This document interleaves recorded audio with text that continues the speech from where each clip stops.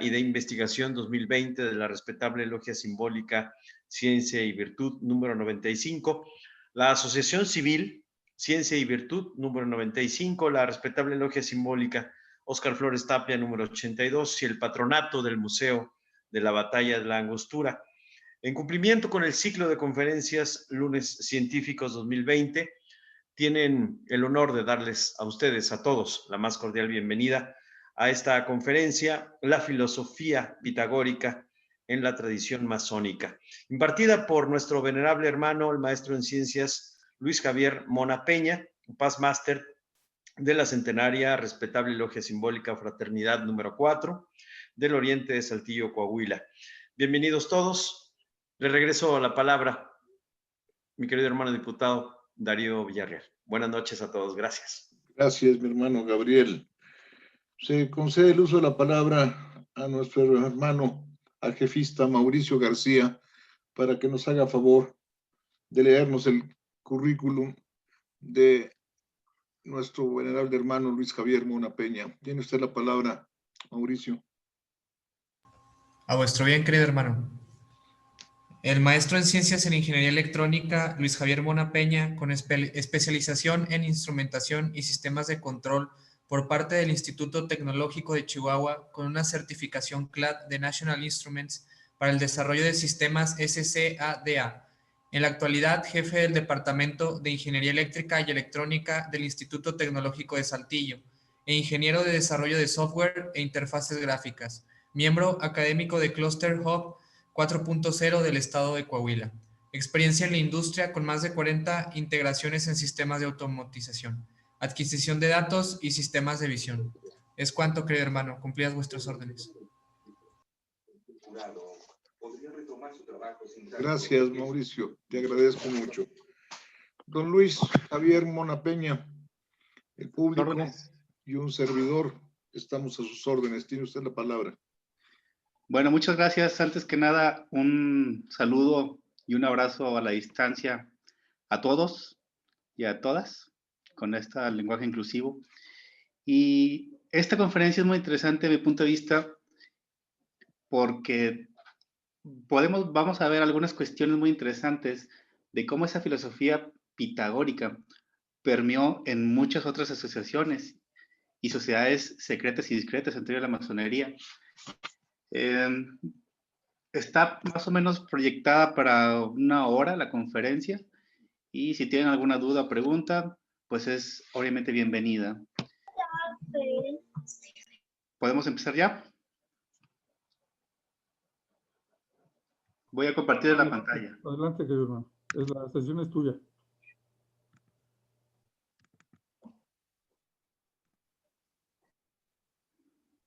Ustedes me dicen si ya la ven. Sí, adelante, adelante. Bien, esta es la portada de la presentación. Como ya lo dijo nuestros hermanos que me decían la palabra, soy parte de Fraternidad número 4, una logia centenaria ya. El año pasado cumplimos 100 años. Y tuve el honor de ser el venerable maestro en el año del centenario. Estamos jurisdiccionados a la muy respetada Gran Logia Benito Juárez del estado de Coahuila. Y sin más preámbulo para entrar en materia, vamos a empezar con la presentación. El preámbulo o la introducción antecedentes es básicamente qué eran los pitagóricos, porque hay mucha gente, digo, yo sé que muchos de ustedes lo tienen en mente, pero hay algunas ideas un tanto desviadas o erróneas de lo que eran los pitagóricos para una gran cantidad de personas, y muchos creen que estaba centrado nada más en un aspecto geométrico de lo que era su desarrollo, y fue mucho más allá. Fue una cuestión de un estilo de vida, y ese estilo de vida la masonería tomó parte de él y se empapó de esa filosofía pitagórica. ¿Quién fue Pitágoras? Bueno, Pitágoras, hay diferentes autores y puntos de vista sobre la existencia o no de Pitágoras. La más, o de las más reconocidas, es que sí existió, y que existió allá por el año de 572 antes de Cristo. Fue un viajante, estuvo viajando en diferentes puntos de su entorno principalmente donde aprendió cuestiones matemáticas con los babilonios y los egipcios. Ahí se dice que fue iniciado en los antiguos misterios de los egipcios, y su mente hizo una especie de clic o detonó en una filosofía que permeó en ese entonces en su ambiente y se hizo de una gran cantidad de adeptos. Se estableció él en Crotona, en Italia, debido a una cuestión de una tiranía que en ese entonces había en la región por Polícrates, como les puse una nota de abajo, ¿no? Un poderoso tirano de Samos entre los años 540 y 522. En fin, Pitágoras creó un conjunto de creencias en base a lo que son los números, y esto es una cuestión muy interesante porque la cuestión de la aritmética que fue surgiendo a raíz precisamente de cuando el hombre empezó a hacer sus primeras cuestiones de ciencia, empezaba a contar, empezaba a ver que había muchos elementos en su entorno y empezó a darles una forma de clasificación, y de manera natural y de manera, ahora sí que, pues sí, natural, las manos fungieron como grandes herramientas. Entonces, Pitágoras utilizaba mucho lo que era el sistema decimal, aunque para él los números no eran solamente para contar, sino que significaban mucho más allá de eso, sino que significaban, por ejemplo, creaciones, significaban, por ejemplo, armonía, amor, sabiduría, dependiendo del número y dependiendo de su generación. Ese sistema de pensamiento atrajo a mucha gente, como les comenté hace un momento, y había dos corrientes principales de los pitagóricos. A unos que se les enseñó o se les veía en el lado totalmente científico de su filosofía, y ahí podemos ver lo que era la geometría sagrada, la cuestión de la aritmética, la geometría, como ya les comenté, la astronomía, la música. Hay que recordar que lo que es el quadrivium nace principalmente de los pitagóricos, o está atribuido a los pitagóricos. Fueron de los primeros, junto con aquellos egipcios de hace muchísimos años, en ver la analogía que había entre el cosmos, llámese cosmos a todo lo que es la belleza del universo, esa palabra fue acuñada por ellos, y lo que era el microcosmos, a la cuestión ya sea interna, propia del ser, o a nivel de la Tierra. O sea, hacía analogías, precisamente esas analogías derivaron en muchas de las cuestiones que vamos a ver más adelante, incluidos, por ejemplo, cuestiones que aparentemente no tendrían mucho que ver, de los astros o de la cuestión de relaciones numéricas con música o con poesía. ¿Quiénes eran los pitagóricos entonces? Una parte se dedicaba a la cuestión de ciencias y la otra parte se dedicaba a la cuestión de filosofía. Y esa cuestión de filosofía no estaba alejada de los números. Al contrario, a los números los estaban asociando de diferente manera para representar o explicarse cuestiones del universo. Entonces, básicamente en esta diapositiva quise plasmarles esa información. No eran nada más números. Los números pitagóricos los representaban por medio de puntos y empezaban a ver las figuras geométricas. Dijeron, bueno, entonces, si podemos explicar cuál es el origen del universo, y de ahí podemos ver cómo se generaron las cosas, y luego cómo representamos una línea, como un plano, o una pirámide, un tetaedro, o sea, cómo se asocia eso a una cuestión matemática. Y esa cuestión matemática fue evolucionando desde el punto de vista aritmético hasta el punto de vista de geometría y de la proporción áurea, que también supongo que están familiarizados con ello.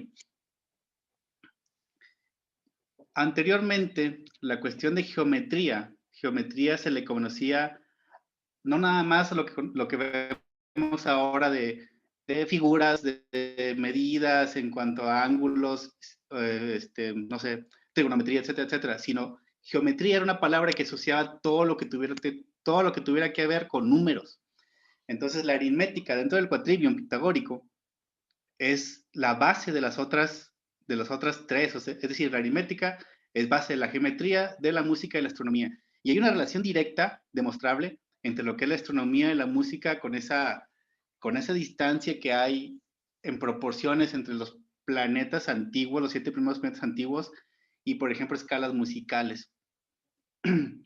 Y todo eso fue a raíz precisamente de que se empezaron a desarrollar los números y los lenguajes, algunos lenguajes, los lenguajes madres, los lenguajes antiguos, también tienen que ver mucho con la cuestión de los números. O sea, desde el hebreo, pues, vemos las 22 letras, vemos que entre ellas tienen significados numéricos y pueden crear, esas palabras que se crean tienen un significado o una representación material acorde al nombre de la letra. Claro que sería cuestión de otro tema, nada más para referenciar lo que es la aritmética. Hay grandes neopitagóricos y gente que fue influenciada por esa teoría, entre ellos Dante.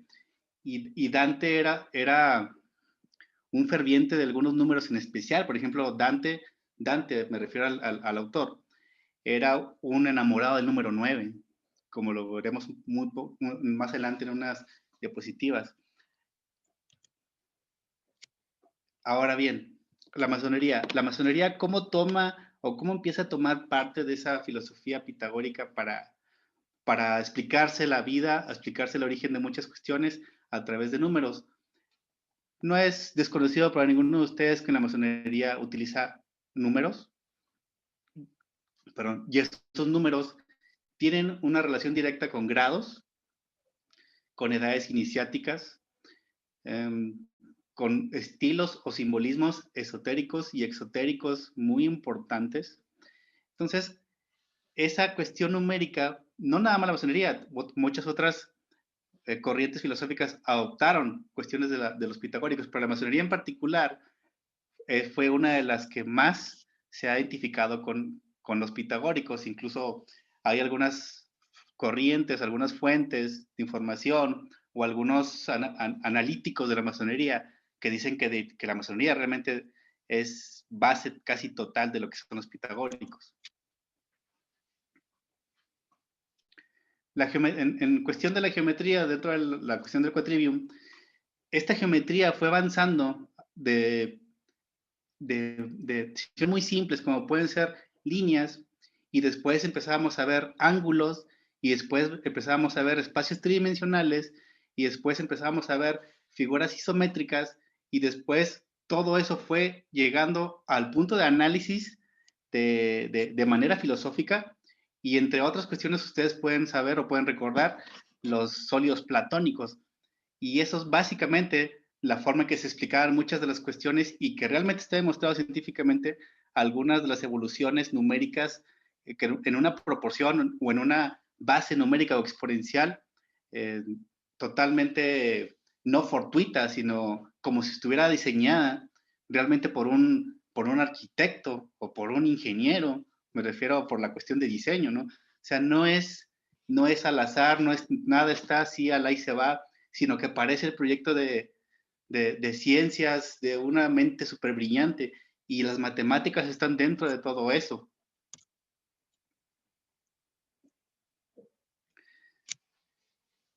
Precisamente porque los pitagóricos fueron los creadores del quadrivium, es que no se considera o no hay como que muchas fuentes que apoyen que la cuestión matemática como tal, o sea, me refiero a la cuestión del estudio de los números, no nada más en cuestión de conteo, sino en cuestión de una filosofía de vida, provenga de los pitagóricos.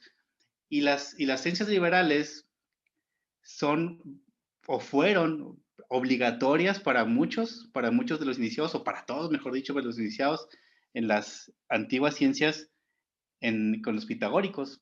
Y realmente las edades se cumplían, o sea, los 3 años del que vemos más adelante, o los que conocen, ¿no? 3 años del aprendiz, 5 años del compañero, 7 años del maestro, eran edades o eran reales, o sea, no eran simbólicos, tenían que pasar esa cantidad de años para que realmente dominaran las artes y ciencias liberales.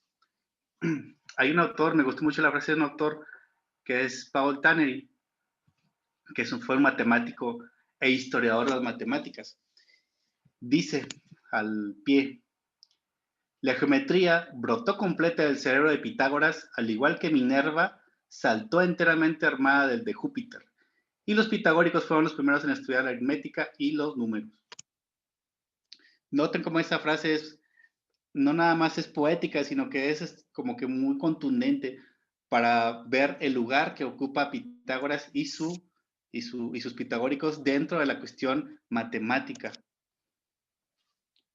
Si tienen alguna pregunta, no duden en hacerla partícipe. Ahora bien, las matemáticas. En las matemáticas tradicionales fuimos enseñados a hacer sistemas numéricos a representar cantidades. Y esas cantidades podrían ser obviamente acumulables, pero no dejan de ser cuestiones meramente de conteo. Para los pitagóricos, no. Para los pitagóricos estudiaron cada uno de los números y explicaron a través de cada uno de ellos diferentes hechos del universo. Por ejemplo, el número 1. El número 1, también conocido como la mónada, era para los pitagóricos el principio y el origen de todo. Esa filosofía también fue adoptada por otras corrientes, como por ejemplo los gnósticos, o como por ejemplo los ocultistas, que tomaban también esa representación del número 1 como el alfa y el omega, todo junto. Ese número 1 se dice el origen del universo, y no existiría nada sin ese número 1. Es el alfa, como le conocían ya cuando pasó de una representación de puntos a una representación en lenguaje, en alfabeto, ¿no? En este caso, griego. A partir del 1, y aquí empieza lo interesante en cuanto al desarrollo matemático, todos los demás números son generados a través de él. Entonces se dice que todos los demás números, independientemente del número que ustedes digan, es una forma diferente de representar el 1. Entonces, no existen otros números que el 1 tomando como referencia ese punto de vista. Entonces, por ejemplo, dicen, a excepción del 2, todos los demás números enteros pueden ser considerados como la suma de otros números. Y aquí están algunos ejemplos, ¿no? Lo que es el 5, pues son 5 divisiones del 1, o puede ser 4 y 1, puede ser 3 y 2, 2 más 2 más 1. Pero hay una trinidad, que es la trinidad principal, o la primera trinidad, donde gozan de propiedades muy específicas que ningunos otros números tienen. El 1 y el 2, que es el principio femenino, y masculino, y la derivación de este, logran crear el número 3, y ese número 3 es el que empieza a hacer generación. También eso lo vemos en cuestiones masónicas. Bueno, los pitagóricos decían algo parecido. O sea, el 1 y el 2 no gozan de la propiedad anterior. Por eso eran considerados como los principios de los demás. Además, el número 3 solo puede obtenerse a raíz de esos dos números principios, o sea, el 1 y el 2. El 3, los pitagóricos no conocían el 0. O sea, el 3 solamente puede ser generado por el 2 y el 1, a diferencia de, por ejemplo, el 5, que pueden ser cualquiera de estas combinaciones. Entonces, esa propiedad solamente la tenía el 3, y el 1 y el 2 se consideraban los números principios. Esta cuestión pitagórica también nosotros la adoptamos en la masonería. Los números par representan lo femenino, y los impar lo masculino. Es interesante cómo ciertos números, como lo vamos a ver más adelante, pareciera que ese arquitecto, que ese ingeniero, puso esa cuestión numérica para la generación de situaciones de vida muy importantes. Por ejemplo, el número 1, que es lo masculino, junto con la generación de lo femenino, que es el 3, pueden crear números múltiplos de ellos que representan situaciones como, por ejemplo, perfección, o como, por ejemplo, generación. Viene un poquito más adelante. ¿Dónde más se ve esa cuestión de los números y cómo la masonería adapta la cuestión de los números impares, que, si ustedes recuerdan, son vastamente utilizados en la masonería? Por decirles algunos, para no entrar en mucha materia masónica, las edades iniciáticas, al menos de la masonería simbólica, son impares, al igual que el número de luces, las joyas, los hermanos compraron un taller, las diferentes triadas que tenemos en la masonería, Hay una cantidad enorme de triadas donde, dependiendo del grado, dependiendo de la situación, son invocadas, y esa es una situación impar, o sea, es un número impar. El número de escalera, el de los peldaños de una escalera, todo eso va en la cuestión de la sagrado que se consideraba a los números impares. De ahí pasamos a otro análisis, siguiendo con el número 3, que es precisamente la representación en cuanto a su concepción en un espacio. Es decir, el 1 los pitagóricos lo representaban con un punto, y el 2 era una separación de ese punto en una contraparte. Entonces, de hecho, esa definición que les acabo de decir es un poco rara, porque para los pitagóricos el 2 era una derivación del 1, era como un reflejo del 1. Muchos de ellos no lo consideraban un número, sino que decían que el 2 era el 1, era el reflejo del 1. Entonces, ahí es, por eso lo que les decía, el número 1 como un punto, el número 2 como dos puntos unidos, es decir, una recta. El número 3 ya utilizaba o ya empleaba cuestiones de ángulos. Entonces, esos ángulos permitían una representación ya de una forma de una superficie. Y era utilizado o era estudiado en ese sentido para ver la generación, es decir, el 1 como un punto, ¿cómo puedo yo percibirlo en un estado?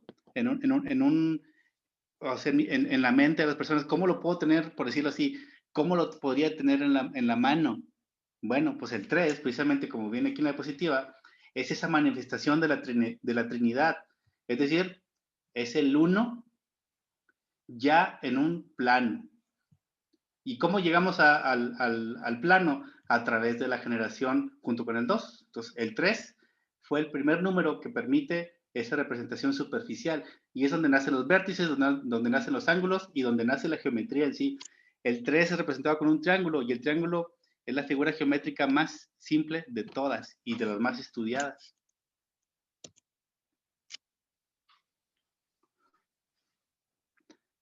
El número 2 tiene una propiedad muy interesante. Bueno, tiene varias, pero una de ellas es esta que está en la diapositiva.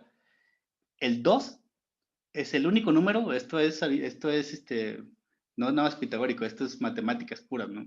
Es el único número cuya suma y multiplicación por sí mismo da el mismo resultado. Es decir, 2 más 2 es igual a 4, 2 por 2 pues es igual a 4.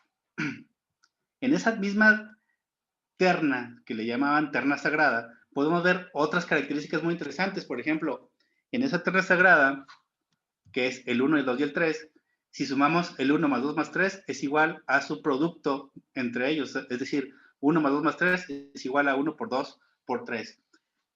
Ninguna otra terna cumple con este principio siendo los números consecutivos.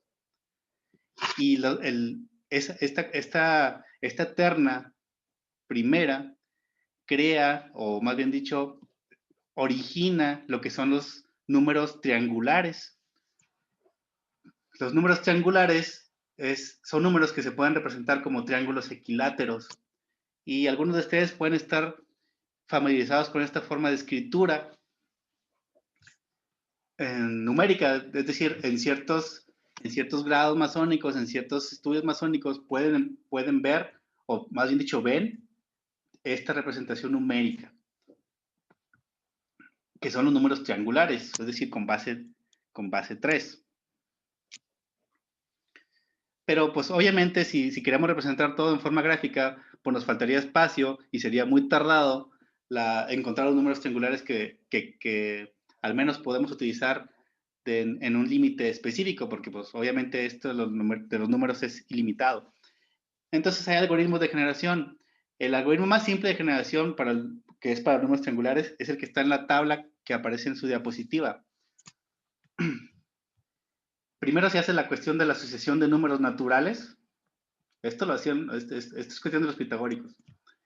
1, 2, 3, 4, 5 hasta el 10 o hasta el número que ustedes quieran, pero aquí lo pusimos hasta el 10. vamos a estudiar mucho lo que es la primera década, por eso la mayoría de lo que van a ver es hasta el número 10.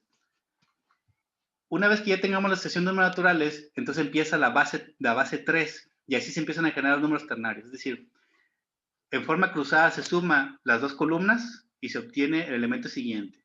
1 más 2, 3. 3 más 3, 6. 6 más 4, 10. 10 más 5, 15. 15 más 6, 21. 21 más 7, 28. 28 más 8, 36, etcétera, ¿no? 45, 55. Esos números ya los puedo representar, o me está indicando que son números triangulares, porque los puedo representar en forma de triángulo equilátero. Entonces aquí tenemos el 1, que es el primer número triangular. El número 1 está incluido en todas las clasificaciones de números, tanto triangulares como cuadrangulares, como tetraédricos, como de muchos otros. Tenemos el número 3, es el siguiente número triangular. Noten su representación de triángulo equilátero. El siguiente es el 6. Este último renglón que ustedes ven aquí abajo, por ejemplo, aquí se le agregó un punto, aquí se le agregó otro punto. Este le llamaban el nomón, así. Y ese número creaba el siguiente número triangular. Entonces, por lógica, el que sigue tendría 5, o sea, le agregó aquí 5 puntos, que es este de acá abajo, y al que sigue le agrego 6 puntos, y va creciendo mi número triangular. Esos números triangulares no nada más sirven para representar triángulos equiláteros. Más adelante vamos a ver que también tienen otro uso muy importante. También estudiaron los números cuadrangulares. Los números cuadrangulares pues, es algo similar a lo que acabamos de ver con los triangulares, pero los números cuadrangulares forman cuadrados, cuyos ángulos, obviamente, pues todos los cuadrados o rectángulos tienen ángulos rectos. En el caso de los cuadrangulares, un cuadrado es un número que forma un rectángulo, en forma de rectángulo, cuyos lados contienen igual número de puntos. Son los números cuadrados de una sucesión matemática, o sea, es el cuadrado del número, en pocas palabras. Entonces aquí podemos tener su algoritmo de generación, precisamente con los números, los números triangulares, junto con su exponenciación. Entonces pueden ver 4 es el cuadrado de 2, 9 es el cuadrado de 3, 16 es el cuadrado de 4, 25 el cuadrado de 5, y así se va. 100 es el cuadrado de 10. ¿Y cómo se representan esos números? Bueno, esos números se representan también en forma de puntos, o lo representaban ellos en forma de puntos, y generaban estas figuras cuadrangulares, por eso se llaman números cuadrangulares, que no es lo mismo que números tetaédricos. Los números cuadrangulares son planos. Entonces pueden ver cómo el 1 sigue estando dentro de esa clasificación, pero ahora los números son cuadrados, es el cuadrado del anterior. O sea, del anterior me refiero al del 2, el 4, el 3, el 9, el 4, el 16, el 5, 25, y así va creciendo. Y este es otra forma, bueno, de hecho es repetida la tabla de la diapositiva anterior para que vean la analogía. 1, 4, 9, 16, 25, 36, 49. Entonces, fíjense que los pitagóricos tampoco eran que se metieran en cuestiones de matemáticas muy avanzadas, o sea, no existía el cálculo, obviamente. Entonces, bueno, no existía como tal, o sea, no había sido desarrollado científicamente como tal. Entonces, son operaciones aritméticas. Si se fijan, todos son operaciones aritméticas, suma, resta, multiplicación y división. Esta ley de números impares, se le conoce como la ley de números impares, fue utilizada o fue vista, o fue analizada, vamos a llamarlo así, por Galileo, para su fórmula del movimiento uniformemente acelerado.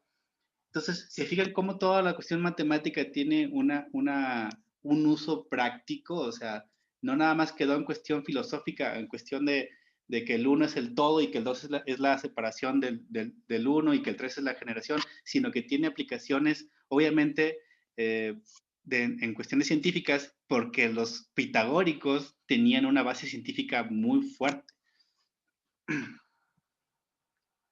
Para los que tengan alguna duda sobre lo que es el movimiento uniformemente acelerado, aquí les puse la definición en la parte inferior. Es aquel que a partir del reposo va adquiriendo incrementos iguales de velocidad durante intervalos iguales de tiempo. De ahí el nombre de uniformemente acelerado.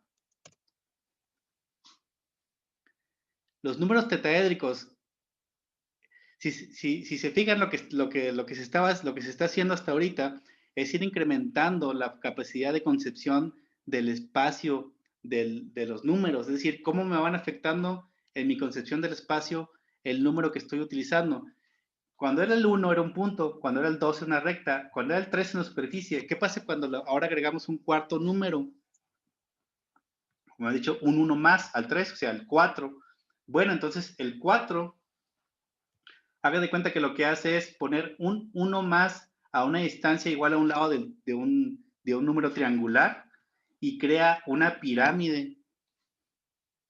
Y esa pirámide ya es un tetaedro. Entonces, ese tetaedro ya es espacial, o sea, ya es una figura tridimensional como en el mundo en el que vivimos. Entonces, pasamos de un mundo plano, por ejemplo, de una caricatura, de un dibujo en un libro, que sería la cuestión superficial, a un mundo tridimensional con los números tetaédricos. Y esos números tetaédricos representaban diferentes características o diferentes elementos de la vida.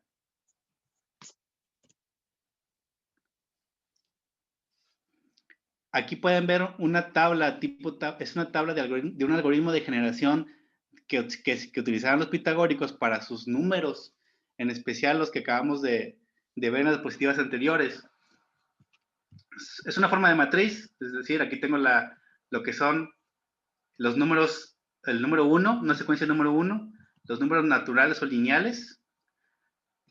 Antes de continuar nada más, los pitagóricos estudiaban en su mayoría los números enteros, o sea, no hay mucha información sobre que hayan estudiado números irracionales, es decir, números con punto decimal, sino que se dedicaron en gran medida a los números enteros. Por eso todo lo que estamos viendo aquí en la presentación son números enteros, porque son números como los concebían los pitagóricos. Entonces tenemos números lineales, números triangulares, que son los que vimos que son de base 3 y generan precisamente la cuestión de la superficie, y números tetaédricos. Y fíjense que tiene una relación directa. Por ejemplo, dice, ¿cómo hacer para la generación del número? Por ejemplo, el 5. El 5 puede obtenerse si sumamos el renglón que está arriba de él hasta su posición, es decir, 1, 2, 3, 4, 5. Por ejemplo, también pongo el 15. El 15, vamos a la misma operación, sigue siendo los números hasta su posición del renglón que le antecede, 1, 2, 3, 4, 5, del 15. Pero también puede ser, si nosotros sumamos el número que le antecede, por ejemplo 35, el número que le antecede en su casilla con el que está arriba, entonces 20 más 15, 35. Entonces, por ejemplo, este otro, ¿no? 84 más 36, 120. O lo puedo obtener con la suma de los que le anteceden en el renglón anterior hasta su posición. Es un algoritmo muy simple, pero muy efectivo, porque aquí pueden ver la forma de generar los números tetaédricos, triangulares. Aquí ya no puse los cuadrangulares, pero los cuadrangulares pues ya saben que es de base 4 también, en ese sentido. Entonces, este algoritmo de generación era muy utilizado precisamente para ir sacando los números a una serie infinita, o limitada, dependiendo de lo que se quisiera hacer o lo que quisieran ellos investigar, sin tener que hacer cálculos aritméticos tediosos, sino que es básicamente, para los que están familiarizados, es un algoritmo matemático. ¿Dónde se utilizan los números triangulares tetaédricos naturales? Bueno, hay una gran cantidad de aplicaciones para ellos, pero me gustó esta porque es muy representativa. Este es el triángulo de Pascal. El triángulo de Pascal, bueno, Pascal fue un matemático muy prodigioso, que murió muy joven, por cierto, que desarrolló un triángulo para representar las potencias de los binomios, esos binomios que habían sido ampliamente difundidos por Newton. Por ejemplo, si ustedes se acuerdan cuando estaban en la escuela, si veían matemáticas en la secundaria, bueno, creo que era en la secundaria, cuando veían los binomios al cuadrado o de n potencia, se hacía un desarrollo bajo una receta establecida de desarrollo de binomios. Bueno, con el triángulo de Pascal se puede hacer lo mismo, pero de una manera natural y de una manera mucho más sencilla. Y aquí tenemos precisamente la columna de los números 1, columna de números naturales, vienen los números triangulares y los números tetaédricos. Entonces, de esa manera es muy fácil la resolución o más bien dicho, la descomposición de binomios a la n potencia.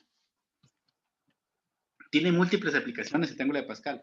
esta representación es para hacer más evidente dónde impactan o algunos lugares donde impactan las diferentes clasificaciones numéricas que los pitagóricos realizaron.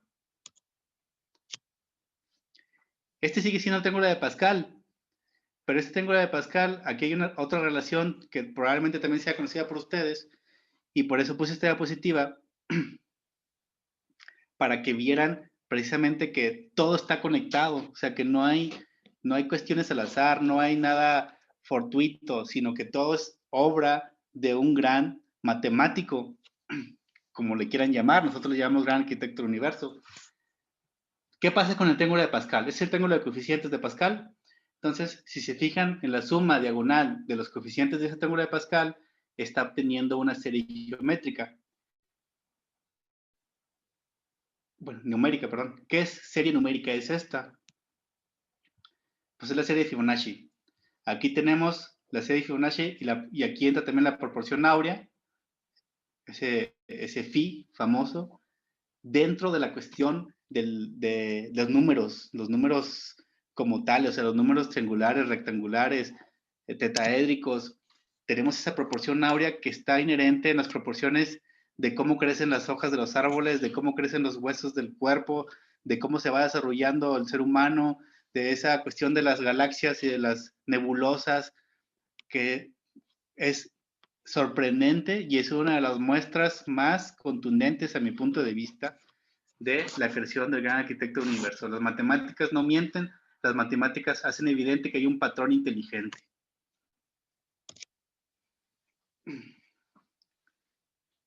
La tetractis. Bueno, la tetractis es de hecho yo creo que es, según la literatura, de las más grandes, o la más grande, de las filosofías de los pitagóricos. Y esa tetractis, perdón,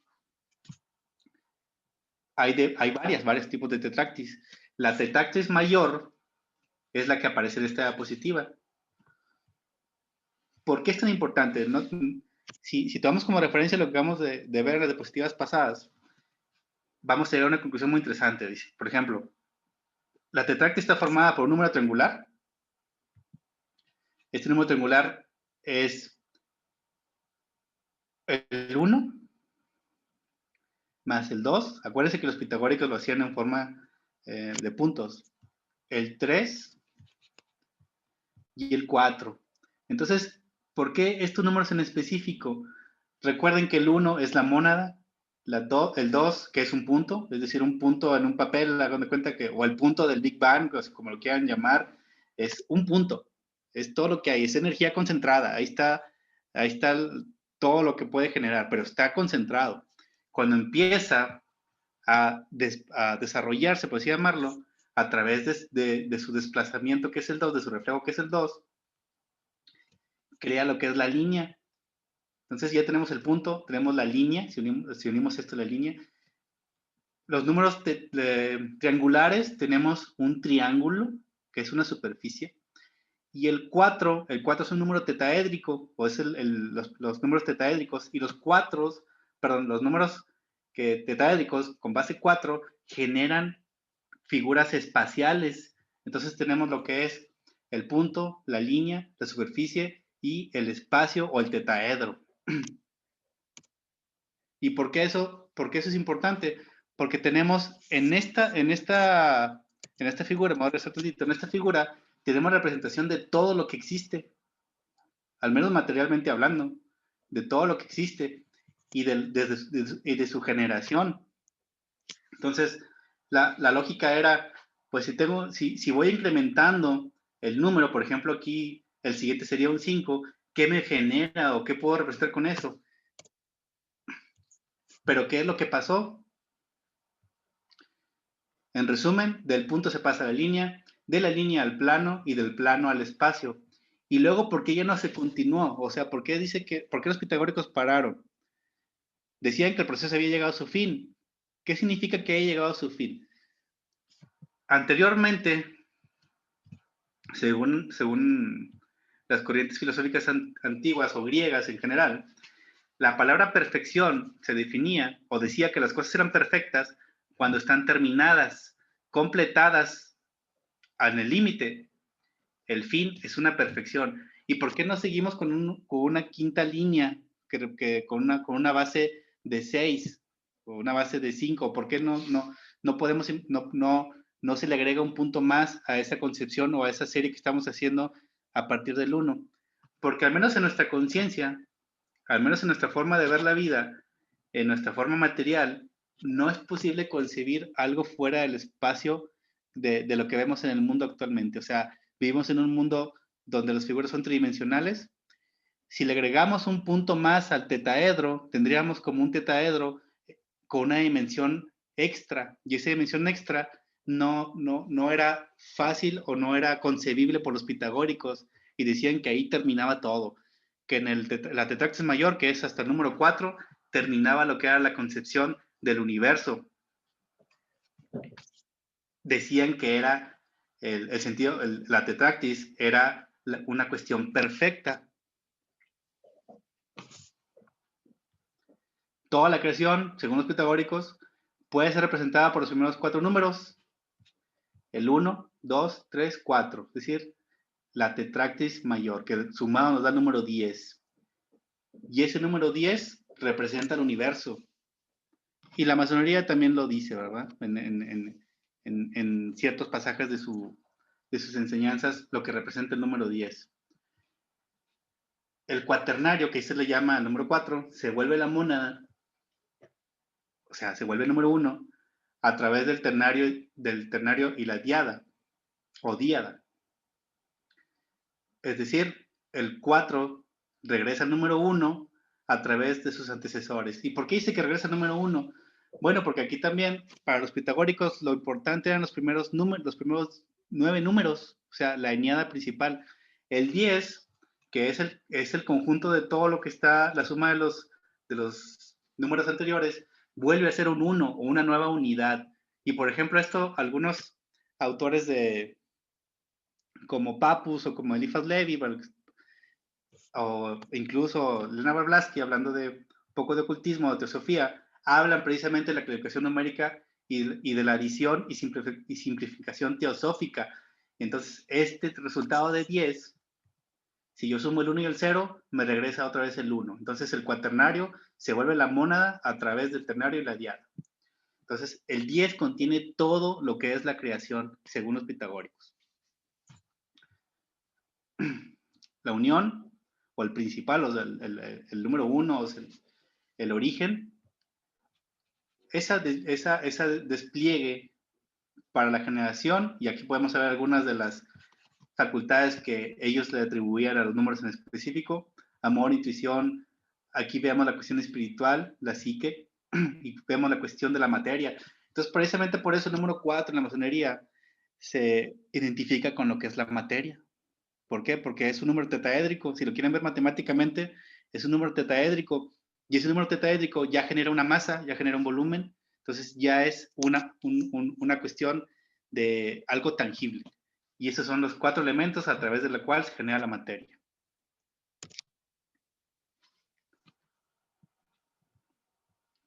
Esta parte lo decían una de las sectas pitagóricas, y también se me hizo muy interesante. Dice: aquello que crees tú que es 4, en realidad es 10. Ese triángulo perfecto es nuestro juramento. Es una referencia directa a lo que es la tetractis. Es la base 4, que junto con los números anteriores, la terna principal, nos da el número 10, que es el triángulo perfecto o la tetractis mayor. Hay muchísimas referencias de la tetractis en el mundo actual y en la ciencia y en la filosofía. Aquí lo que les quise poner o les puse es una forma relativamente simple de visualizarla y de comprender por qué era tan importante para los pitagóricos. ¿Por qué decían que en el 10 acababa todo? Pues ¿por qué? Pues porque ya está englobado todo lo que podía ser creado, desde la cuestión material o la cuestión psíquica. La cuestión espiritual avanza todavía más con otro número, pero ahí también ya está representada en la tetractis. No, en la masonería la tetractis está representada o referenciada principalmente por el delta masónico. Ese delta masónico que está en la mayoría, o debe estar en todos los templos, en especial atrás del venerable maestro, donde representa precisamente esa figura geométrica perfecta, todo ese absoluto, esa figura que representa el universo.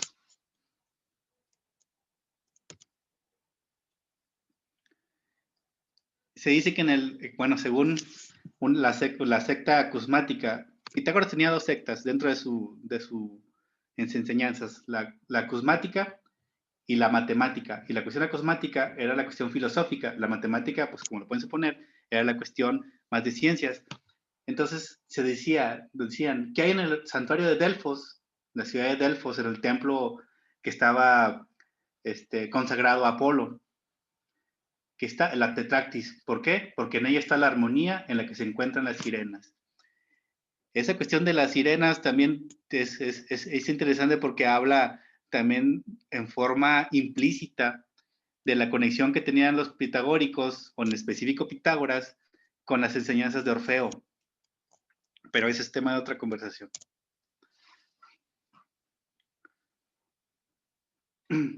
Una vez que llegamos a un límite, el límite en cuanto a la tetractis en la suma, acuérdense que estamos viendo en primera instancia lo que es la década, la primera década. Entonces, ¿qué números o qué clasificación de números le dieron los pitagóricos a lo que ellos estuvieron analizando?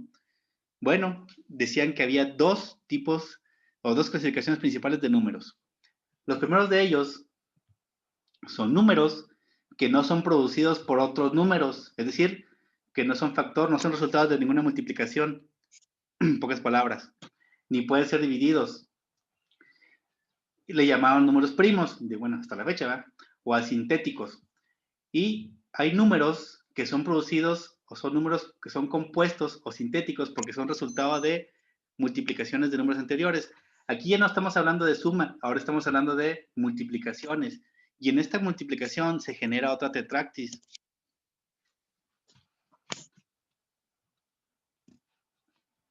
Noten cómo de esa clasificación de 2, todavía hicieron subclasificaciones. Una de ellas, por ejemplo, decía, los números primos o sintéticos en la primera década son los siguientes. Decía, son factores de los números de la década. ¿Cuáles son los números primos en la década? Es el 2, que aparece como factor de 4. Entonces, el 2 es un número que no fue creado, pero que sí genera. Es decir, el 2 no es resultado de ninguna multiplicación anterior, pero sí genera el 4, y genera el 6, y genera el 8, y genera el 10. El 3 no puede ser creado por una multiplicación anterior, pero sí genera el 6, y sí genera el 9. Y el 5 genera el 10. Entonces, estos números son los números primos que no fueron generados, pero sí generan otros números. ¿Y por qué hago hincapié en que no fueron generados y que sí generan? Porque es otra clasificación que se le dio a la naturaleza. La naturaleza también se clasificó en 4 grandes vertientes y iba en ese sentido. Genera, no genera, fue creado, no fue creado. Entonces, por eso la cuestión numérica, regresando con la cuestión pitagórica, los números como tal explicaban esas cuestiones de la naturaleza. La segunda clase, son 4 clases. La segunda clase está constituida por números primos inferiores a 10, pero que no son factores de los números inferiores a 10. ¿Qué significa eso? O sea, son números primos, pero que no son resultado, o que no generan, mejor dicho, no generan ningún otro número dentro de la década inicial o década primera. Y bajo esos limitantes solamente tenemos el número 7. Entonces el número 7 se considera un número virgen, porque no fue creado por ningún número, pero tampoco crea ningún otro número. Es decir, es un número aislado en ese sentido, es un número sagrado también, porque era o fue consagrado a Minerva, diosa de la sabiduría. ¿Por qué? Porque era virgen y no engendrada, es decir, no era factor de ningún número ni el producto de factores. Entonces, aquí pueden ver precisamente cómo esa cuestión matemática, esa cuestión de la clasificación numérica, impactaba en cuestiones filosóficas y en cuestiones de pensamiento. El número 7, según esta clasificación, no puede ser representado o no puede ser el producto de dos números, ni puede generar números dentro de la década. Entonces, es un número virgen, así lo llamaban.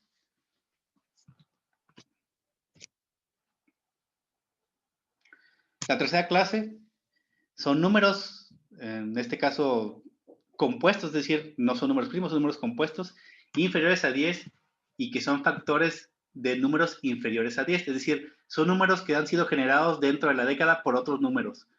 ¿Y quién está aquí? El 8. El 8 es el único número que entra en esa clasificación, porque el 8 está dentro de la década y fue generado por otro número de la década, que es el 4. Ese 8, si ustedes se fijan, es el primer número cúbico que existe, quitando al 1, obviamente. Es el primer número cúbico que existe. Y el 8, que sería 2 al cubo, es el primer número cúbico par. El 8 está muy referenciado a la cuestión de armonía y en cuestión de amor por los pitagóricos. Y la última clasificación, yo sé que esta parte puede ser un poco, como que demasiada información, pero esta cuarta clasificación está constituida por números inferiores a 10 y que son productos de otros números de la década. Números inferiores a 10, fíjense bien, números inferiores a 10 y que está constituida, y que son productos de otros números dentro de la década. Entonces tenemos el 4, que es producto del 2 por 2, el 6, que puede ser, bueno, que es del 2 por 3, del 8, que puede ser del 2 por 2 por 2, o del 2 por 4, y del 9, que es el 3 por 3. Y el 9, aquí voy a hacer un hincapié, porque el 9 también es considerado otro número sagrado dentro de la masonería.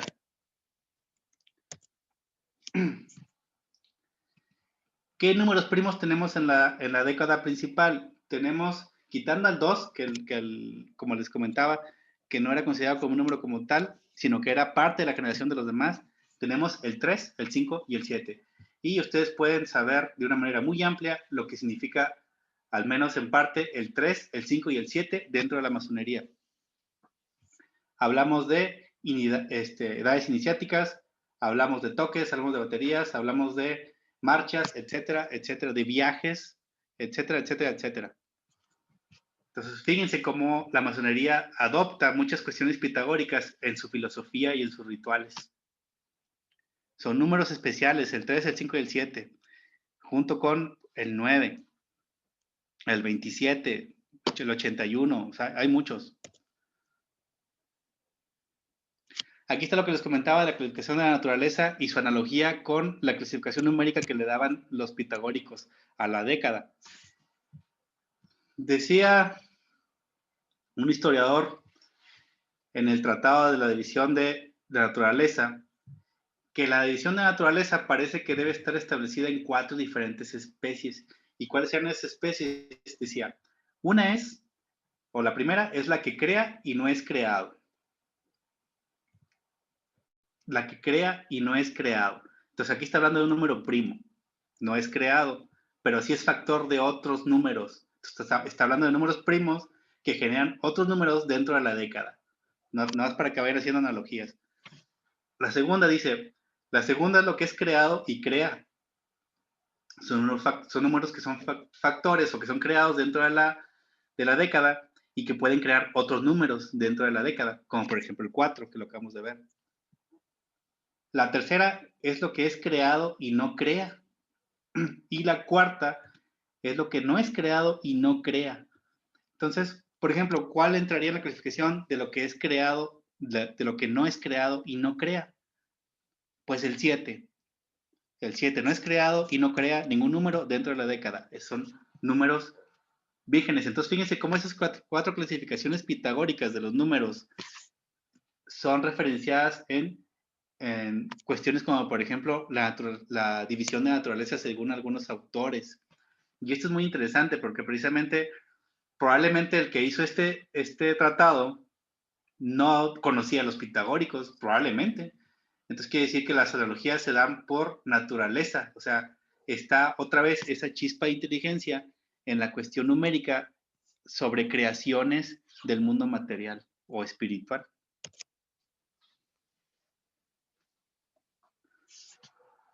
El número 6 tiene matemáticamente una característica muy importante. Se dice que, bueno, de hecho, es el primer número perfecto. ¿Ya qué le llaman número perfecto?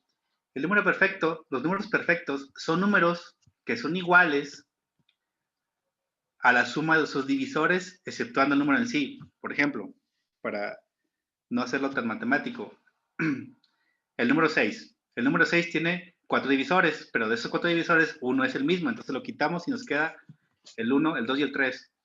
Entonces, si nosotros sumamos el 1 y el 2 y el 3, me da el 6. Entonces, eso es lo que significaba, o lo que significa un número perfecto, que sus divisores en su suma, o en este caso, del número 6, incluso su multiplicación, la multiplicación de los divisores, me da el número en sí al que están dividiendo. Es un número perfecto. Estos números perfectos son muy raros y son relativamente, bueno, ahora con la cuestión de la computación, pues no es tan complicado, pero imagínense hace miles de años hacer algoritmos para generación de números o para sacar números perfectos con estas características, pues era complicado.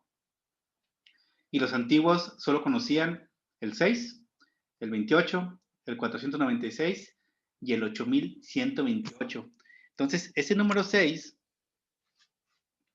tiene en cuestión filosófica, vean que es como un producto, es el producto es la generación del masculino y lo femenino, es decir, de la diada y de la triada, que es el femenino, principio masculino.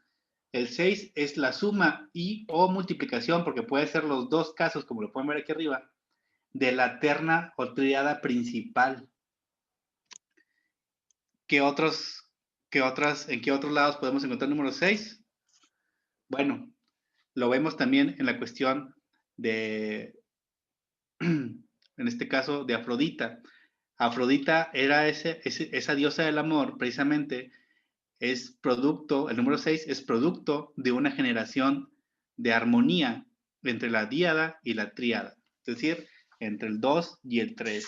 Ese número era consagrado a Afrodita y más adelante algunos otros personajes históricos, por así llamarlo, lo emplearon también como talismán. Entonces aquí tenemos la estrella de David. La estrella de David es una estrella de 6 puntas y sin entrar mucho detalles, por si no todos los que están escuchando son iniciados, pues la estrella de David está simbolizando la unión de lo material y lo espiritual. El triángulo superior, el triángulo inferior, es una conjunción. Y ahí tenemos precisamente esa armonía y ese amor que hay entre lo material y lo espiritual. Es un talismán ampliamente utilizado.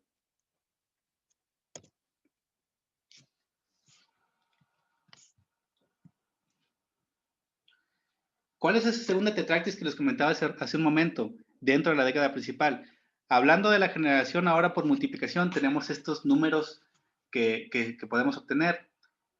Por multiplicación podemos obtener el 4, el 6, el 8 y el 9, que sería producto del 2 por 3, 2 por 2, 2 por 3, 2 por 4 y 3 por 3.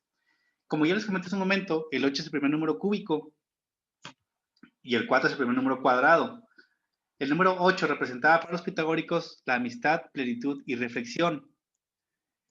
El número 9, que es el cuadrado de 3, es el último dígito, o sea, es el último número de un dígito de la década. Por eso decía que terminaba, o que no era perfecto, porque terminaba con la década primaria. El número 9, además, es el cuadrado del 3, y si hablamos que el 3 representa lo que es las ternas de principio, desarrollo y final, entonces tenemos que ese número 9, en este caso es el cuadrado del 9, representaba múltiples divisiones dentro de los pitagóricos, es decir, el 9 era utilizado para clasificar diferentes elementos en la vida diaria o en la vida espiritual o en la vida científica de los pitagóricos, porque el número 9 se puede dividir en 3 triadas y cada triada se puede dividir en 3 unidades. Entonces, creaba una especie de pirámide o de un grafo, si ustedes están familiarizados con ese término, de representación de árboles o de nodos en ingeniería o en la ciencia, donde se puede representar por medio de unidades de 3 entidades independientes o que pueden unirse para formar una entidad mayor, como si fuera un sistema con múltiples componentes. Eso lo presentaba el número 9. Como les comenté al principio, autores como Dante, autores, o sea, aquí habla de Pseudoplutarco, pero Pseudoplutarco eran diferentes autores que no se sabía bien quién eran, pero que atribuían que los escritos que ellos hacían habían sido de Plutarco. También eran muy fanáticos, bueno, no fanáticos porque sería muy feo, muy adeptos del número 9. ¿Qué representa el número 9 en la masonería? Igual, sin entrar mucho a detalle, pueden ustedes recordar la leyenda del tercer grado, por ejemplo. Pueden hacer una analogía con la cuestión del zodiaco, también, el número 9. Pueden verlo como una situación estacional o de la cuestión de los solsticios y equinoccios. El número 9 tiene mucha fuerza y mucha relación en diferentes grados de la masonería, sin entrar mucho a detalle, repito. La leyenda del tercer grado es una de las que más se utilizan, si ustedes recuerdan. También aquí con el número 9 se utilizaba la tabla tripartita, y esa tabla tripartita era una tabla como tal, pero estaba dividida en 9 casillas, algo así como si fuera un tablero de ajedrez, pero nada más de 3x3, o sea, 3 renglones y 3 columnas. Y esa lo utilizaban los masones operativos para hacer diseños de arquitectura. Otra cuestión del número 9. El 9, al menos en cuanto a la forma que se va desarrollando una multiplicación, no desaparece.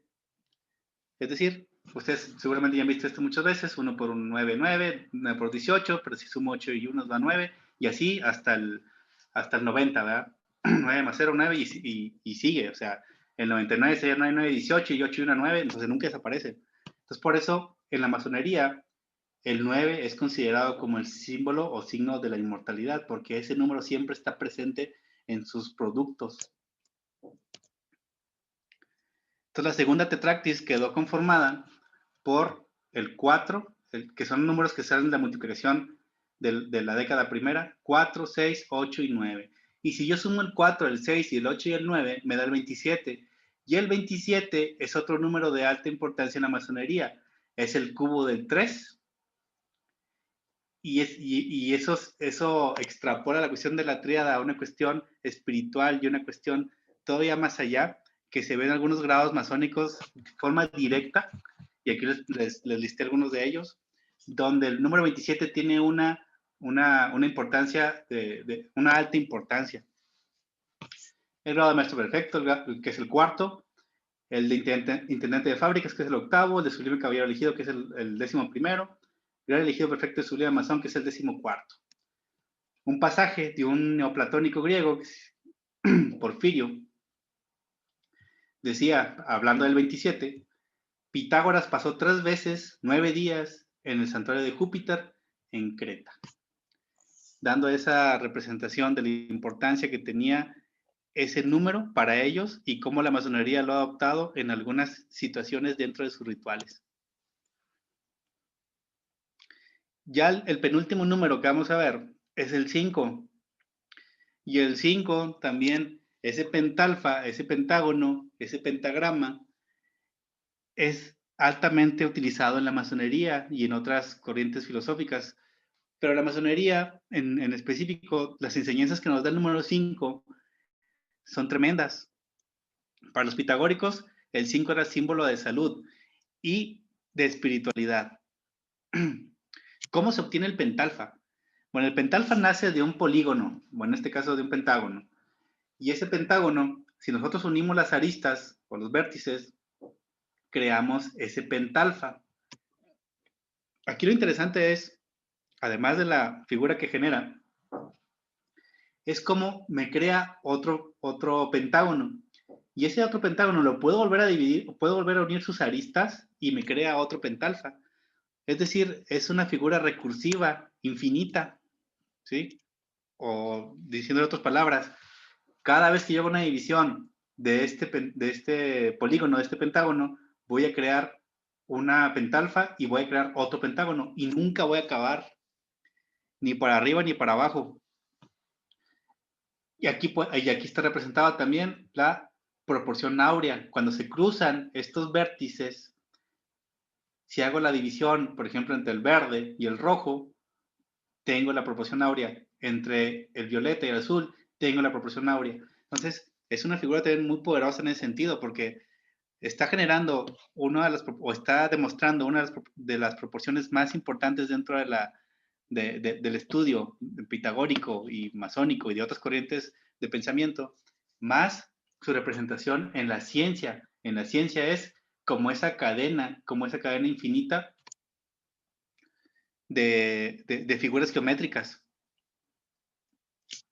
Para recordar nomás, si no están familiarizados con el término de proporción divina o número de áureo, pues es esta, ¿no? 1.62, bueno, va al principio cuando los números son pequeños, está un poco truncada, pero a medida que va avanzando la magnitud de los números, esto se va haciendo más estable hasta llegar a un punto de saturación o un punto totalmente de homogeneización del número. Por eso es la proporción áurea.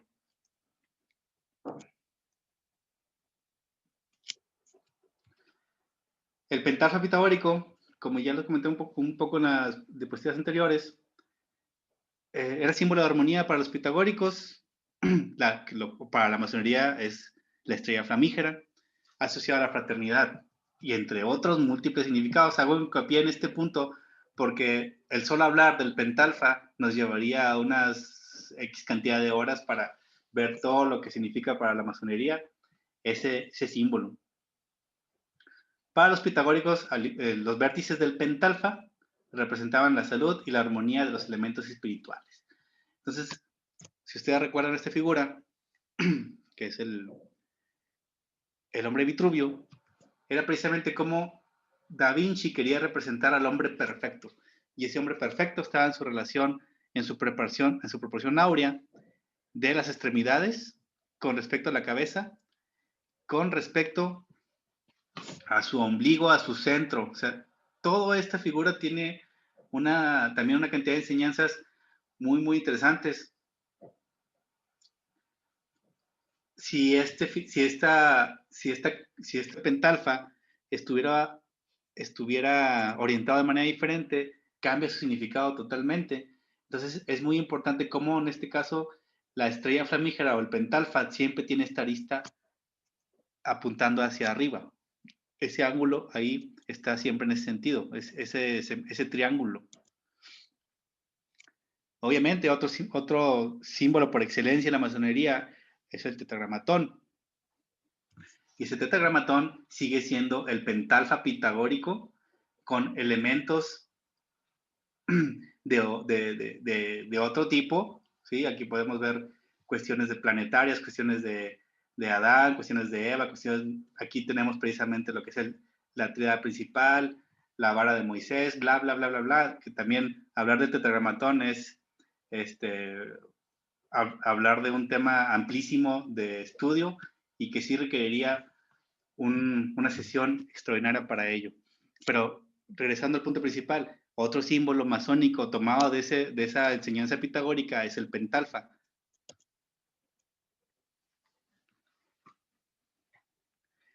Y creo que este ya es el último, es el número 3. El número 3 se decía decían los pitagóricos, que era el primer número perfecto, pero no perfecto en el sentido matemático que vimos ahorita del número 6, sino que era el número perfecto en cuanto a que era el primer número que tenía un principio, una parte media y un final, es decir, nacimiento, vida y muerte. Ese es precisamente el número 3 para los pitagóricos. Tenía esa característica. Entonces decían que era para ellos su número perfecto por excelencia, haciendo hincapié que perfecto no por la cuestión matemática, sino por la cuestión filosófica. Y en el sistema, esta parte es muy interesante, dice, y en el sistema numérico de base ternaria, el 4 sería la nueva unidad, al igual que lo es el 10 en la base decimal. Es decir, si todo terminaba con el número 3, ¿qué significaba el número 4? Bueno, el número 4 empezaba la nueva unidad. Y esto se va referenciado, bueno, tendríamos que regresarnos a algunas diapositivas, a la suma precisamente del 1, del 2, del 3 y del 4. Y esa frase que les dije hace un momento, donde decía, eso que crees que es 4 es 10. Está diciendo, eso que tú crees que ya ha terminado es el principio, o es lo que engloba todo en una nueva unidad. Es como por ejemplo, hablando de una cuestión común, el número 4 también puede, regresando a esa teoría de que sería una unidad, supongan que el 1 es el papá, que el 2 es la mamá, que el 3 es el hijo, y el 4, ¿qué sería? Pues el 4 sería la familia, es decir, una unidad nueva. Entonces, ahora, el 4 es una familia de X, el 5 es una familia Y, genera una familia Z, y que tengo el 7, y el 7 es otra familia nueva o una comunidad nueva. Entonces, esa base ternaria me va creando entidades nuevas cada 4 unidades. Y eso lo veían los pitagóricos. La relación entre el 4 y el 10 ya lo hemos visto en el Tetractis.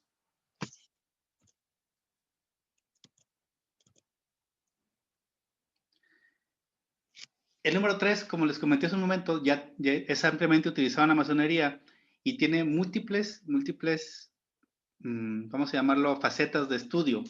Desde la cuestión moral, la cuestión espiritual, la cuestión esotérica, la cuestión de demología, de cábala, de muchas otras cuestiones. Por ejemplo, una cuestión de los cuerpos del hombre, o una cuestión de los niveles de pensamiento, bla, bla, bla. O sea, es prácticamente, bueno, infinita, pero sí muy amplia, las referencias del número 3 dentro de la masonería.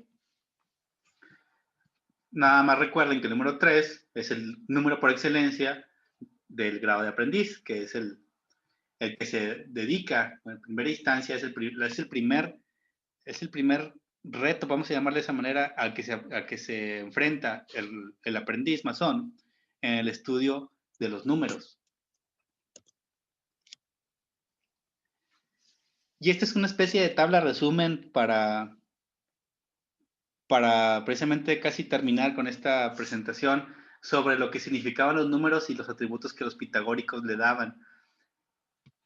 No voy a leerlos todos porque ya han sido explicados, pero muy rápidamente, pues regresando al número 1, es la mónada, es el generador de todos los números y sus dimensiones, símbolo de la razón, de la unidad, lo definido, lo estable, el demiurgo del mundo. Hay que tomar en cuenta que para ciertas cuestiones filosóficas, muchas corrientes de pensamiento utilizan el número 1, y el número 1, cuando empiezan a hablar de que es el generador de todos los números, que es el de dimensiones, que es el demiurgo, probablemente no sea tan fácil de asimilar a qué se está hablando cuando la gente no hace o no ve al número 1 como una cuestión filosófica, sino la ve como una cuestión numérica pura, por así llamarlo. No está contando, sino que está representando el todo, al uno absoluto. Entonces, por eso ahí sí tiene sentido que si es el uno absoluto, es el generador de todo. Es el símbolo de todo. Recuerden, por ejemplo, en el Kybalión habla también de ese punto, ¿no? El universo es mental, el universo es precisamente, está en una mente que cada quien le da la concepción a cómo entiende esa ley, pero es algo como, por ejemplo, no sé, la mente del arquitecto del universo, donde está todo ahí, es ese Big Bang, esa chispa que genera, esa chispa que hace explotar. El uno es la energía concentrada. El 2 es la diversidad, bueno, es la diada, es la diversidad, y empieza lo que es la dualidad. Y con la dualidad, también, término que se pueden encontrar en otras corrientes filosóficas, se empieza a crear lo que es lo femenino, que junto con el masculino, que es el número 3, crean ya lo que es el número 6, que es el símbolo de la procreación. Y si esto lo hacemos un énfasis en lo que es, por ejemplo, la geometría, entraría también mucho que ver la cuestión numérica con la cuestión de cómo hablaban los antiguos y por qué era tan importante lo que los antiguos decían en sus lenguajes, porque era un lenguaje numérico. O sea, era la cuestión del arameo, la cuestión del hebreo, la cuestión de algunos otros lenguajes antiguos, eran lenguajes numéricos, porque la letra tenía una posición y significaba una cantidad específica y muy relacionada con cuestiones filosóficas. Eso es lo más interesante, que no nada más era hecho al azar, sino que tenía una representación filosófica en la vida acorde al nombre o a la letra que tenía dentro de su nomenclatura. El 7, símbolo de la virginidad, ni es engendrado ni engendra. Recuerden lo del número primo, que no puede ser creado por otros factores, ni crea números dentro de la década. Entonces, está hablando de sabiduría. Y aquí dice que la sabiduría no puede ser creada por una mente pequeña, no puede ser creada por alguien más, sino que tiene que venir de otro lado. Por eso dice que no es engendrado. Entonces, eso filosóficamente también nos dice que esa sabiduría nos es dada de alguien más, que no podemos generarla como tal, o no fue dada como tal al principio, sino que fue, no fue engendrada en el hombre, sino que fue atribuida a él más adelante por un ser superior. El 10, pues el Tetractis, símbolo de Dios y el universo, emblema supremo, suma de todas las dimensiones geométricas, el punto, la línea, el plano y lo que es el espacio, principio, paradigma y fundamento de todo, anagrama místico del juramento pitagórico, depositario de la escala musical. Esta parte de la escala musical, no puse nada de eso, pero si tienen oportunidad, lean la relación de la Tetractis con la cuestión, por ejemplo, del tetracordio de Filolao, cómo hace esa afinación de la antigua. Un tetracordio son 4 notas, ¿no? Entonces, esas 4 notas, ¿cómo salieron? Y los pitagóricos lo hicieron a través de la Tetractis, con esa relación 1, 2, 3 y 4. Y con esa relación 1, 2, 3 y 4 sacaron los tonos de ese tetracordio, que es muy parecido a la afinación actual o moderna que tenemos. También muy interesante y más para los que estudian música. Finalmente, de los versos dorados de Pitágoras, también conocidos como versos áureos o versos de oro, decía, no, lo juro por aquel que ha transmitido a nuestra alma la Tetractis, en que se encuentran la fuente y la raíz de la eterna naturaleza. Aquí podemos ver la gnosis de las cosas.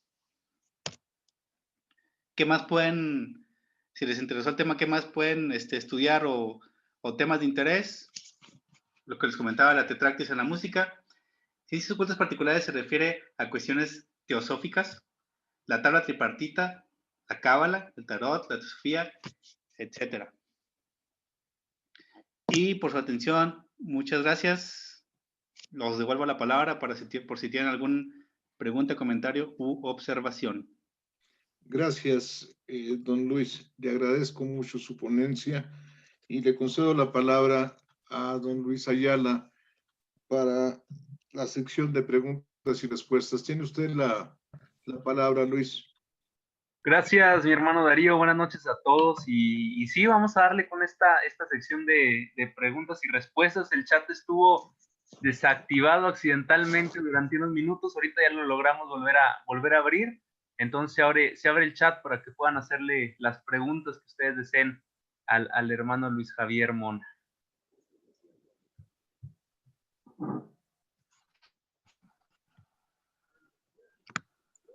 O se entendió todo o no se entendió nada.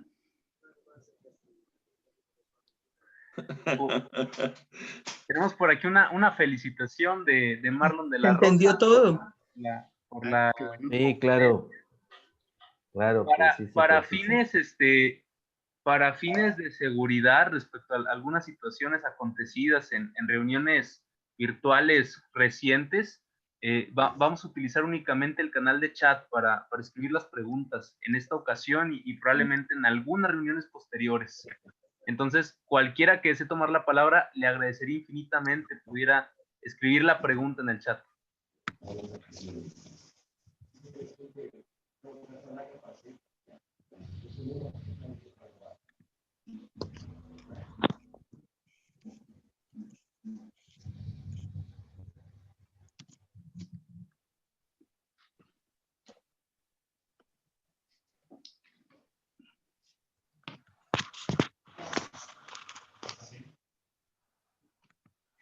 Una preguntas, querido hermano Luis Ayala.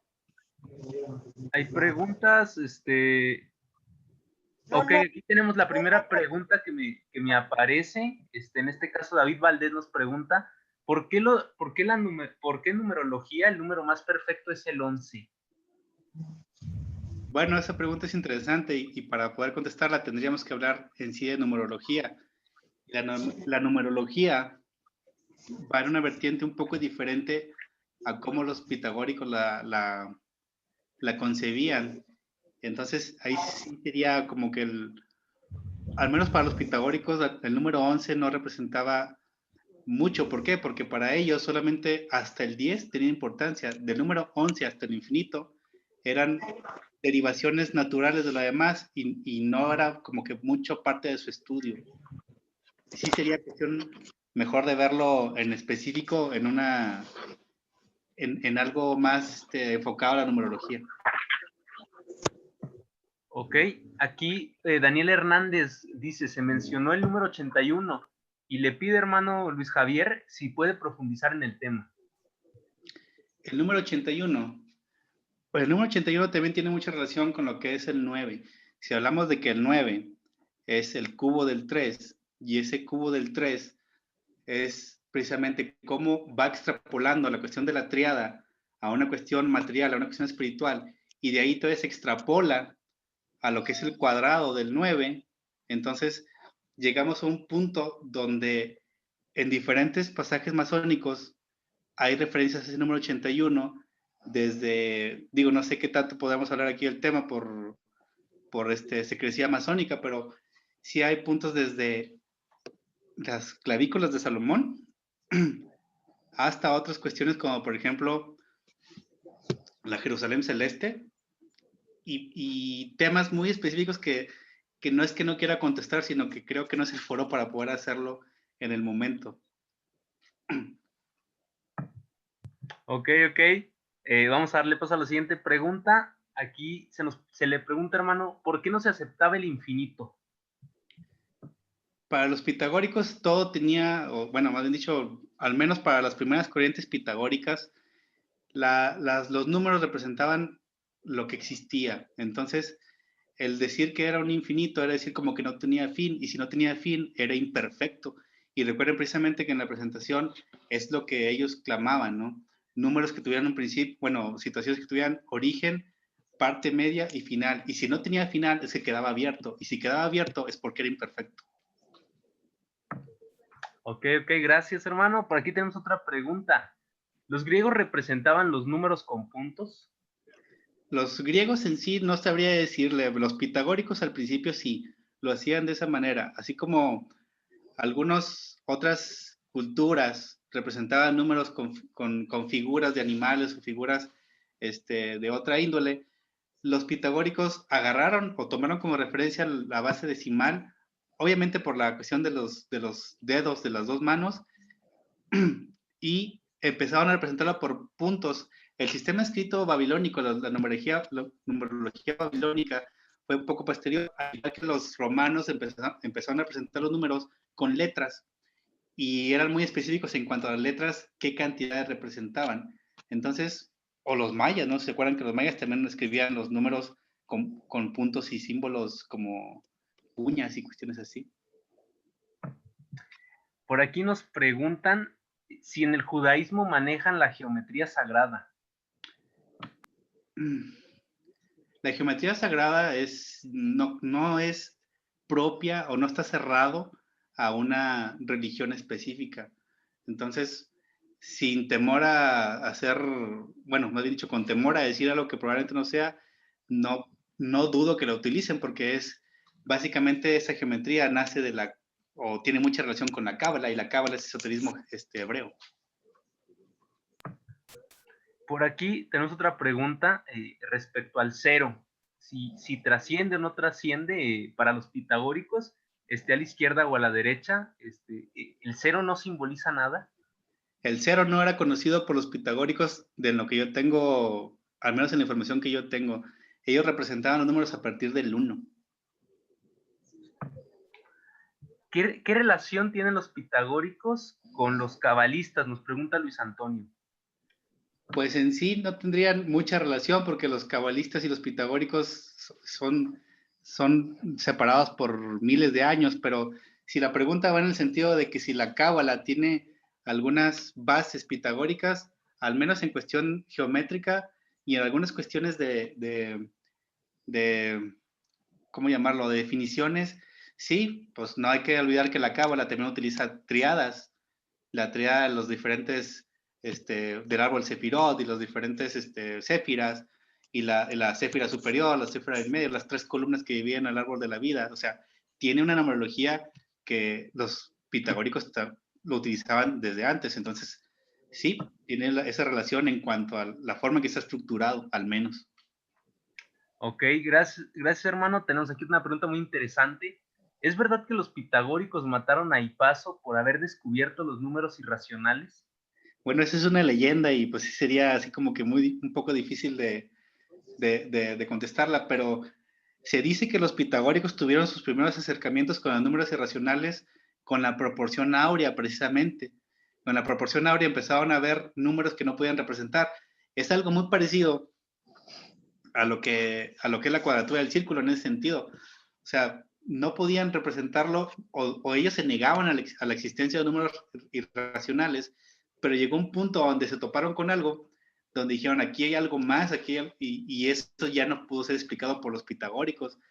Probablemente esa leyenda que nos pregunta el hermano sea cierta, pero pues sí, no sabría decir con exactitud.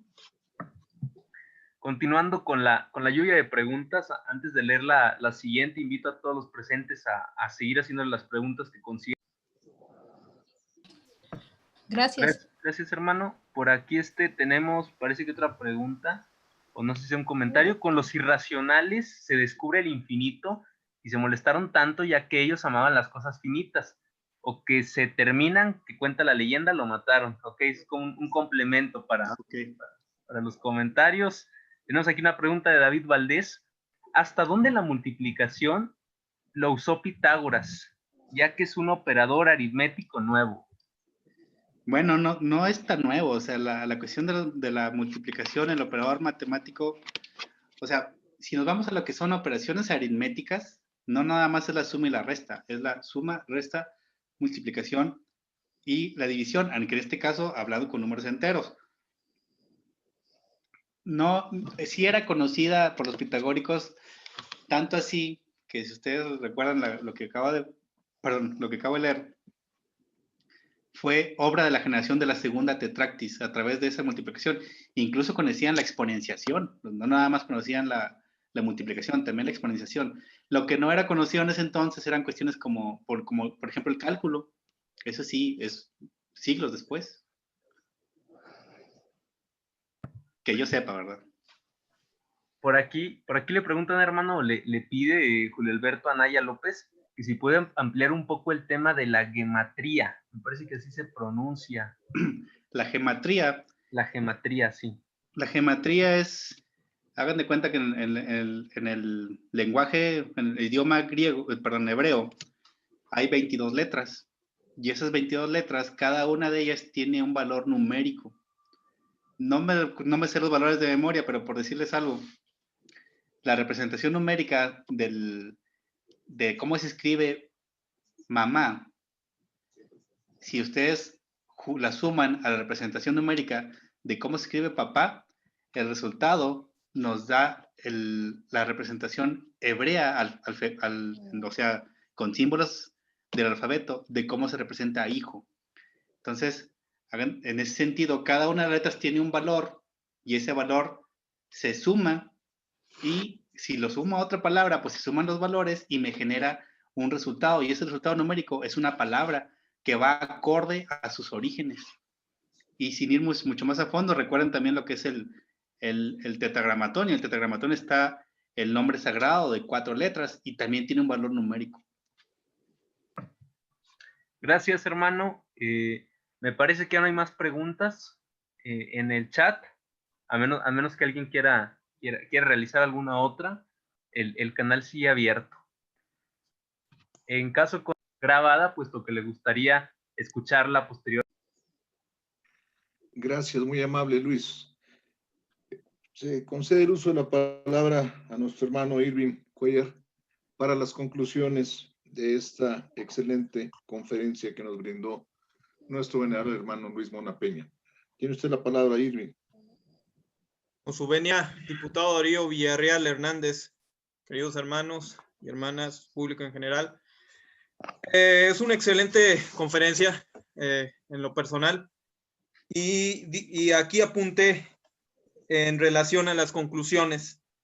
Se explicó la relación estrecha entre la filosofía y la ciencia, así como la diversidad existente entre ambas, dependiendo del área científica de que se trate.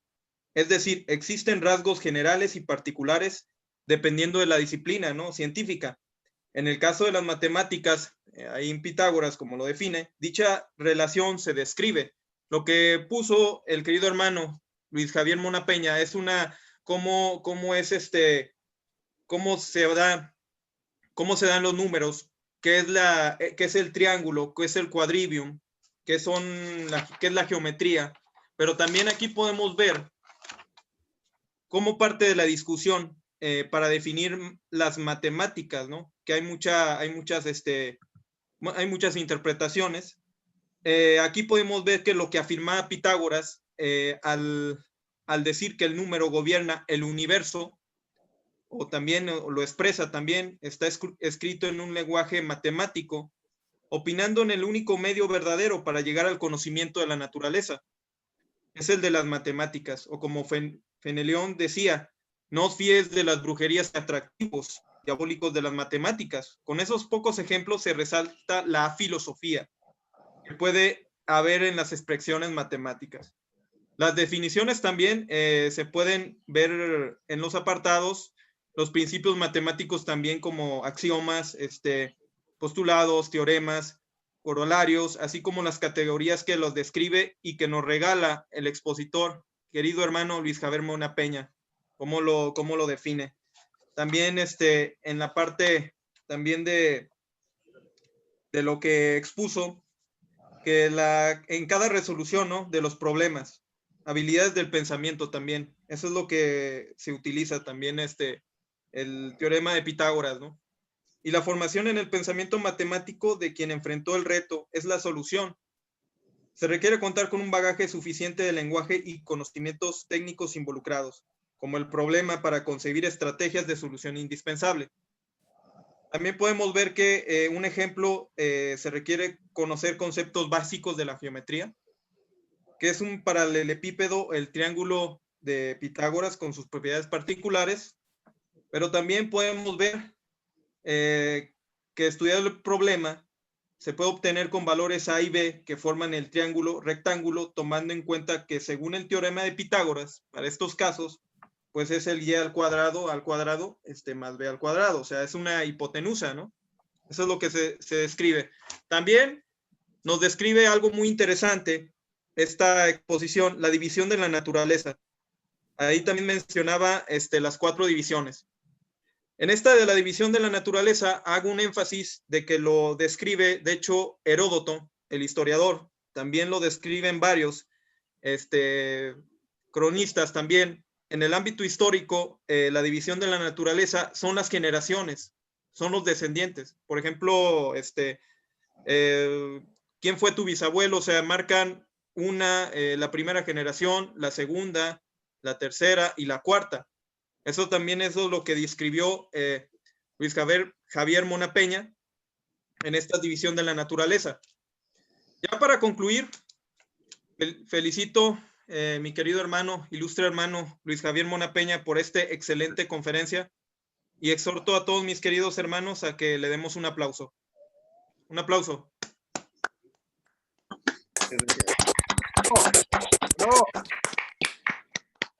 Felicidades. Muchas gracias. Les cuento, diputado Darío.